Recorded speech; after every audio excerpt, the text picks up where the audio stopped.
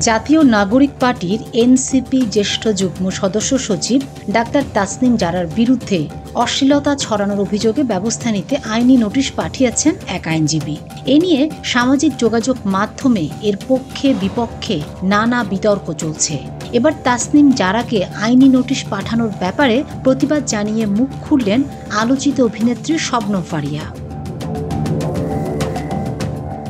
শুক্রবার নিজের verified Facebook পেজে তাসনিম জারাকে নিয়ে একটি পোস্ট দেন এই অভিনেত্রী। পোস্টে তিনি উল্লেখ করেছেন, ধীরে ধীরে এই দেশ বোকাদের দেশে পরিণত হচ্ছে।